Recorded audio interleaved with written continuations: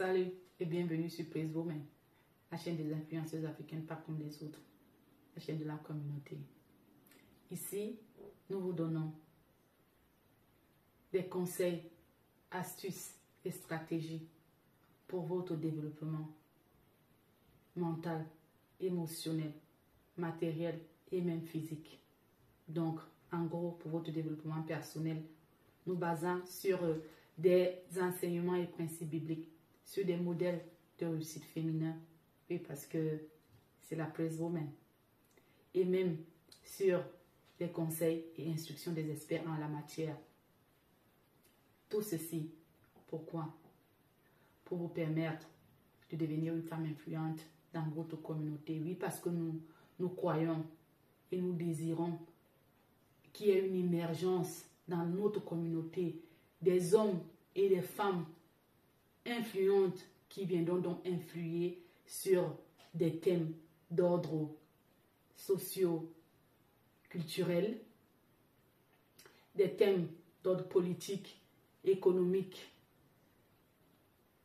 sur le plan national comme international, pourquoi pas, parce que au vu de tout ce qui se passe là-dehors, au vu de comment les choses sont en train d'évoluer mondialement parlant, nous avons besoin vraiment de l'influence d'un certain nombre de personnes pour que, voilà, les choses changent, pour que les choses bougent, étant donné que, voilà, nous pouvons nous-mêmes nous rendre compte que de la part de nos dirigeants, le résultat n'est vraiment pas escompté. Donc, ils ont aussi besoin d'un petit coup de pouce parce que, souvenez-vous que c'est nous qui formons nos gouvernements, ce ne sont pas nos chefs d'État parce que c'est nous qui les mettons à cette position-là. Donc, le pouvoir nous revient, nous.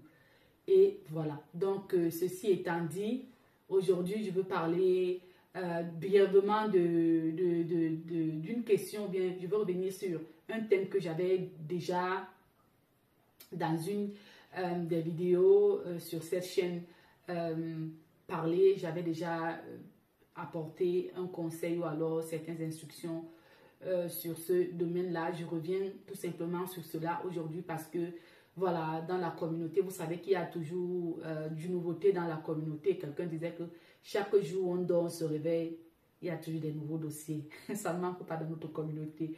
Donc, sur la toile, il y a beaucoup de choses qui se passent, mais comme vous le savez, ici, ce n'est pas une chaîne Congossa. On se base seulement sur certains faits pour essayer de joindre la théorie à la pratique, c'est-à-dire que pour que les conseils que nous donnons ici soient voilà, mis en pratique, d'accord, en fonction vu que nous ne pouvons pas les faire nous-mêmes, donc en fonction de ce qui se passe sur la toile, nous essayons donc de montrer à suffisance ce que nous disons a un sens et voilà. Donc aujourd'hui, je reviens sur le sujet ou alors sur le thème de notre vie privée qui ne doit pas se retrouver sur les réseaux sociaux en tant que femme ou homme d'influence. C'est tout de suite.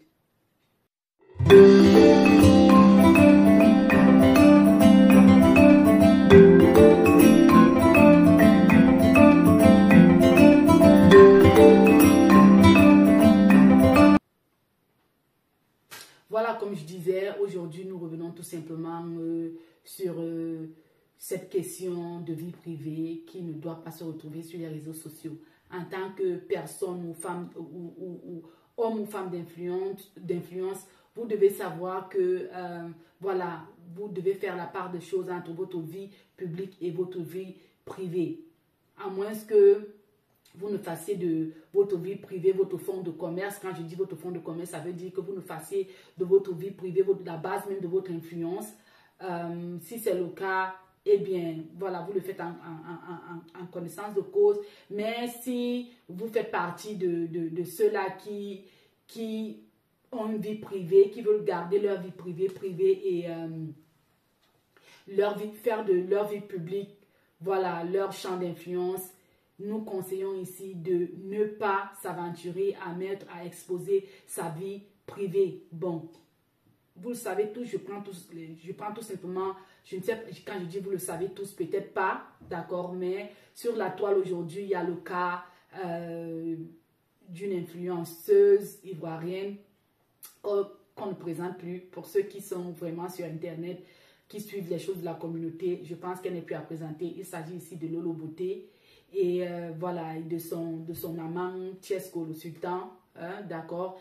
Et en ce moment, voilà, il y a toute une polémique autour d'eux, comme quoi, voilà, ils ont décidé d'exposer leur relation qui était, il y a quelque temps de cela, cachée, qui était privée, à mon sens, et ils ont décidé d'exposer cette relation-là.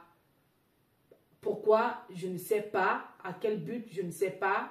Mais voilà, je sais que certains disent que c'est un bad buzz, mais pour ma part, je ne veux pas faire la distinction entre un bad buzz et voilà, quelqu'un qui étale sa vie sur les réseaux sociaux parce que ça nous sert tout simplement d'exemple. Si c'est un bad buzz,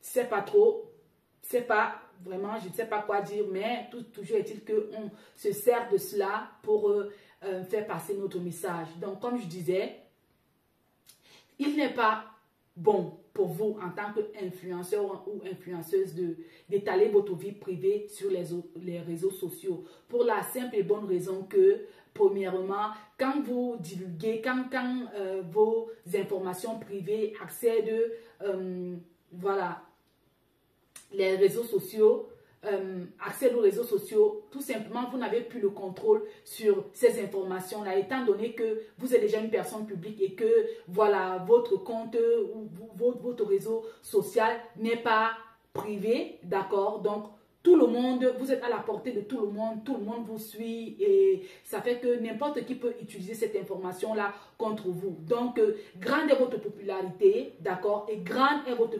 vulnérabilité en fonction des attaques que vous recevez des gens. Donc, des gens pourront se servir de cela pour vraiment vous détruire. Il y a plein d'exemples ici.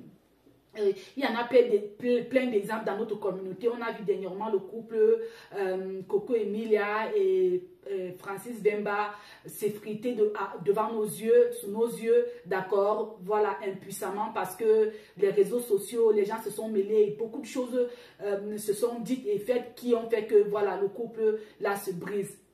C'est ça, c'est un cas, ce n'est pas un cas isolé, il y a plein de cas pareils. Donc, vous devriez vous servir de cela pour éviter de tomber dans les mêmes pièges. Malheureusement, il y en a dans la communauté. Plus on parle, on a l'impression qu'ils n'écoutent pas. On a l'impression que, voilà, chacun en fait à sa tête et que, voilà. Mais ce qui est curieux, c'est que quand ça se passe après, on vient pleurer, on espère attirer la sympathie de plus d'une personne parce qu'on se dit que, voilà, on est femme, il faudrait la solidarité, que la solidarité féminine, voilà, se fasse ressentir ou bien, voilà, un X ou un Y. Mais on n'a pas besoin d'en arriver là.